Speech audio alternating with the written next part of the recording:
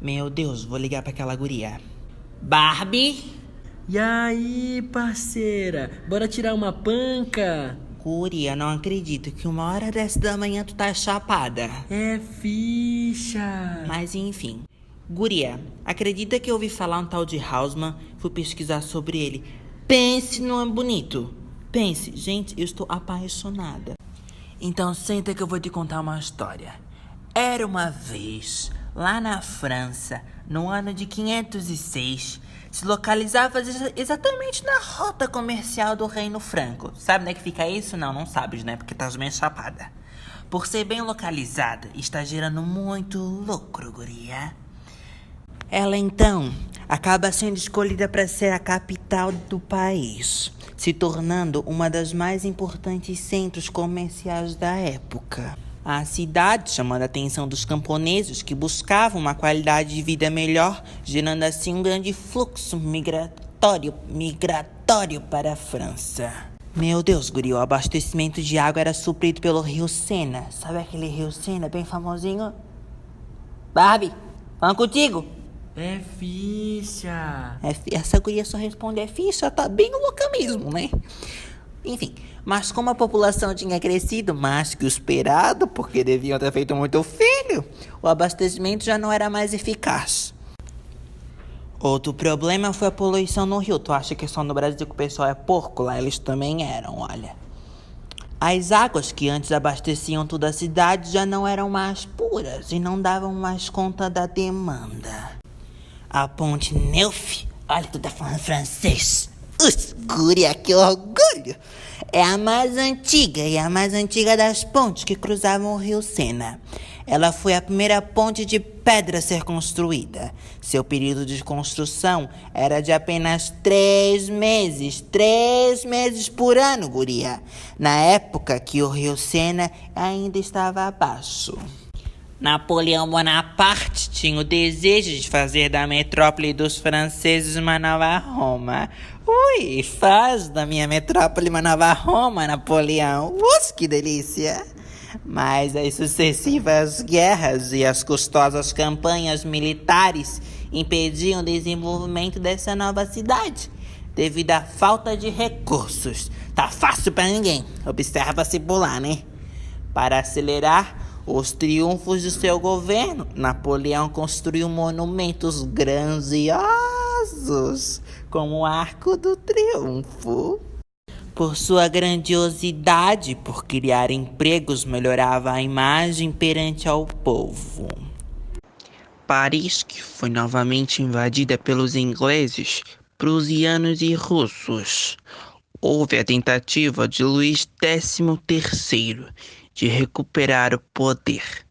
Em 1824, seu irmão Charles X assumiu o trono, que acaba abdicando seu cargo devido ao descontentamento popular, dando lugar a Luís Felipe I.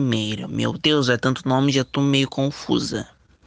Durante seu reinado, Luís inaugurou a primeira linha ferroviária de Paris.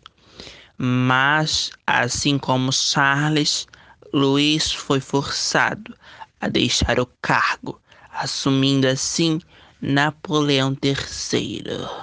O imperador foi responsável por um considerável desenvolvimento industrial, econômico e financeiro do país. Uma coisa que não acontece nesse Brasil, né? Porque tá de mal a pior sempre. Além disso, impulsionou a reforma urbana de Paris, em um conjunto com o bofe do Hausmann, responsável pelo gerenciamento financeiro e pelo projeto urbano. Eugène Belgrande, responsável por projetos de saneamento, e Adolfo alguma coisa, porque eu não falo francês, pelos espaços verdes. Pela primeira vez, um conjunto de determinações técnicas administrativas são formuladas e colocadas em prática numa cidade que ultrapassou 1 milhão de habitantes. Jennifer! Eu estou com a Barbie no telefone. Vocês calem a boca! Mas voltando à história, como eu disse, 2 fatores foram determinantes na ordem de Napoleão III para dar início às obras: evitar possíveis rebeliões, transformar a capital francesa em uma sede militar da Ilha de la Cité. A Ilha de la Cité se transformou no coração da cidade. Até a cidade tem coração, agora o Crush não tem. Passando a ser uma área militar e administrativa. Na Reforma de Paris foram construídas 49 quilômetros de ruas estreitas e antigas. Ainda bem que foram construídas, né? Porque, olha, tava feio o negócio. E foram construídas também 165 quilômetros de novas vias. E evitaram uma segunda epidemia de cólera. Segundo as casas, eram superadensadas, com ruas estreitas e esgoto a céu aberto. Essa parte tu corta, Nathalie. Surgiram assim as primeiras leis sanitárias, que acabaram se tornando uma complexa legislação urbanística. Foram executadas obras públicas, como estradas, ruas e ferrovias, além de uma intervenção pública na vida econômica e social da população. Haussmann foi um advogado, funcionário público, político, administrador francês, nomeado prefeito de Paris por Napoleão III, em título de barão. Foi o grande remodelador de Paris. As obras foram executadas durante 17 anos e foram divididas em 5 categorias. Tá vendo, Jennifer? Eles fizeram 17 anos Paris e tu estás aí, guria. Faz porra nenhuma. Uma delas foi as obras viárias, onde a cidade foi cortada por 2 vias em todos os sentidos, propondo uma nova malha urbana com as ruas largas e retilíneas, que ligavam estações ferroviárias e principalmente centros urbanos. O traçado se tornou radiar, fazendo com que as avenidas liguem 2 monumentos ou edifícios históricos. Houve a busca pela regularidade do traçado, onde os edifícios monumentais se configuram como o pano de fundo das avenidas. Além disso, esse sistema viário acabou definindo os quarteirões de desenho irregular. Outros foi a construção de edifícios públicos. Foram criados também 2 parques com o nome de boi. Deviam ser 2 chifrudos, né? Porque, olha, bota o nome de boi, dá licença. A edição que coloca o nome ali na tela, porque eu não sou obrigada a nada. Me respeita.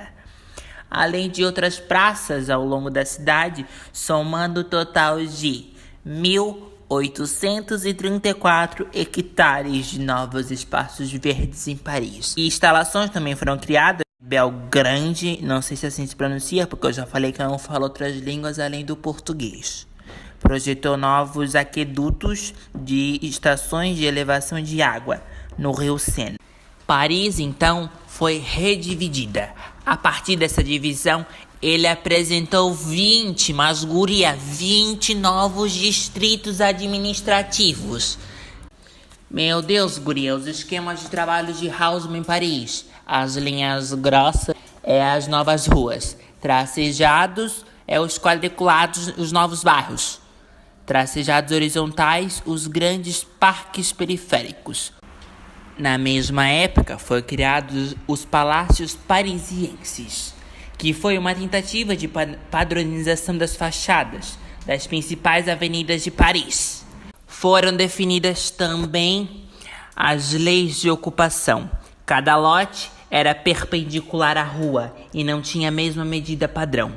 Os edifícios passavam a ter leis de padronização das fachadas, ou seja, era tudo igual. As leis passam a ter função comercial e multifuncionalidade, do quarteirão que abriga café até lojas. A rua é ligada de ambientes privados e públicos que permitiam a mistura de 2 elementos. Com a Exposição Universal, que ocorre no século XX, foi construída a magnífica, a maravilhosa, a linda Torre Eiffel. Ou seja, resumindo, Barbie, porque eu acho que tu estás bem chapada e tu já não entendesse mais nada da metade da história que eu disse, né? Basicamente, as transformações de Paris compreendiam em aberturas de ruas, novos serviços primários, como água, esgoto e iluminação, novos serviços secundários, como equipamentos públicos e uma nova estrutura administrativa e a construção de bulevares. E para ti que não sabe, Barbie, o esgoto de Paris é o melhor feito até hoje. Inclusive, ele funciona desde a época de Haussmann até hoje, tá, sua loira burra? Estás acordada? Me responde, me diz que tu entendesse metade da história. É ficha, mana. Agora eu sei tudo de Paris. Só que não, fumei meu beck, tirei uma lombra e tô bem louca.